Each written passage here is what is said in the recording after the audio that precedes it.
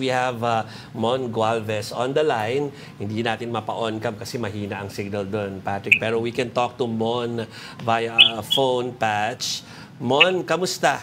Ngayong hapon, nagtuloy-tuloy ba? Jovi, Patrick, Manny, actually right now, the search, rescue, and retrieval operations are still ongoing. And the PTRMO of Davao de Oro insisted that they are still doing some rescue operations aside from the retrieval operations, just to give hope for the family members of those victims of this landslide that happened last Tuesday night. And currently, the numbers of dead actually rise up to 10. 10 na po ang naitalang patay na ngayon at nahukay na nga dito sa nangyaring landslide. 3 or isa kaninang umaga, 2 ngayong tanghali. Compared dun sa 7 nahukay kahapon. 31 pa rin. There's still 31 who are reportedly before na injured, and as of now, 49 ang missing. You will be asking probably, bakit dumagdag? It's just 48 last night or yesterday. It's because ito yung mga accounted na mga nire-report sa mga authorities na mga nawawala. And so kahit nadagdagan na yung mga bilang ng mga namamatay, hindi napabawasan yung bilang ng mga nawawala dahil hindi nagtutugma yung identity of those dead, mga identified bodies dun sa mga missing na persons dito nga sa nangyaring landslide. Kasi yung number na yon na around 49 missing plus the number of deaths are actually small number kung ikukumpara dahil nga it's a community already dito sa pinangyarihan ng landslide.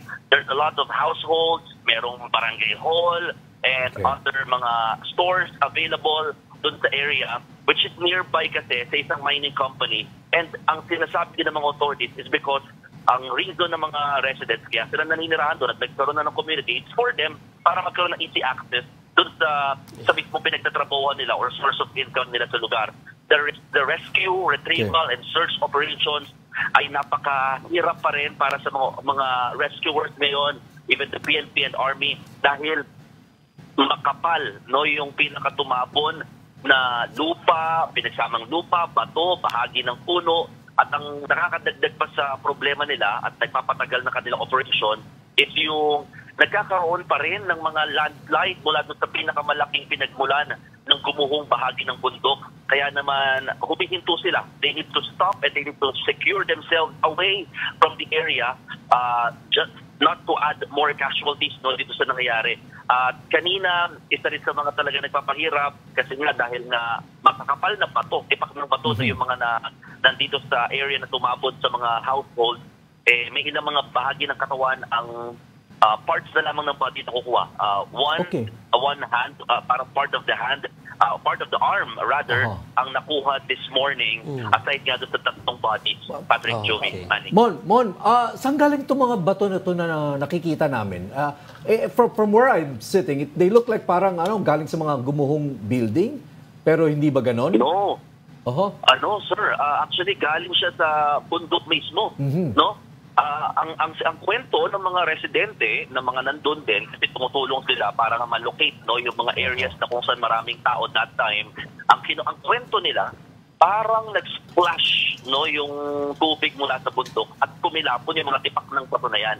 According to the OCD, Office of Civil Defense ng region, ang research daw nila dito is itong area parang natabunan po ito ng mga sumabog na bulkan. But then we have to confirm that and we have to look into that. Kaya talagang may mga parang rock dito sa area. Pero kasi nga, isa rin sa dahilan bakit nagkaroon din ng mga residente ulit dito. Again, let's go back 2007 and 2008, nagkaroon na ng parehong landslide in the same town, almost the same area actually. Pero bakit bumalik sila? Kasi isa sa mga parang naging palatandaan nila ay tumubo yung mga puno doon sa mga pinangyarihan ng landslide. Kaya they think it's already safe. At gumanda pa nga doon yung lugar.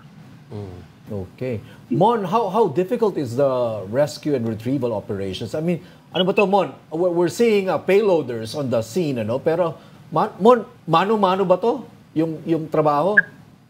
Yes, sir. Actually, well, we have payloaders, we have backhoes available.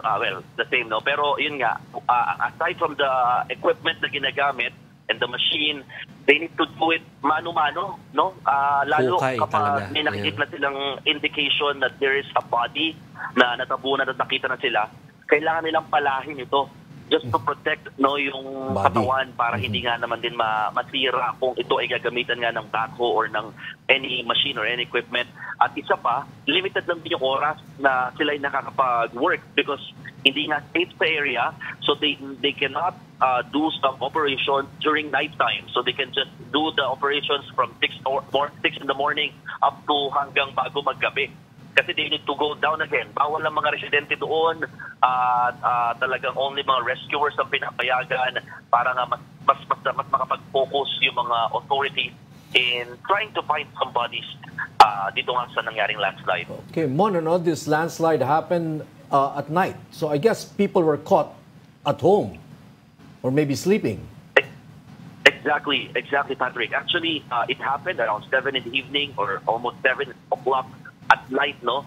In which most of the families or most of the residents are already at home kasi nga, hindi naman uso sa kanila na magstay lamang sa labas. Kaya ito yung mga natabunan ng buhay. If I may say it, no?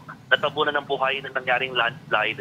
At ito rin kasi yung oras na pauwi na yung mga nagtrabaho mula sa mining company. At dito nga dineliver, no? Or para dito hinatid, rather, yung mga employees, yung mga workers, mula sa mining company kasi nga community siya. So parang there's a service, it's a bus, and there's a jeepney, and kasama rin yun sa mga natabunan nga ng landslide. Okay. Kailangan natin i-let go na si Mon dahil nagko-cover pa yan bago mag-sundown, I think. So, Mon, thank you very much for that update. Ingat, Mon.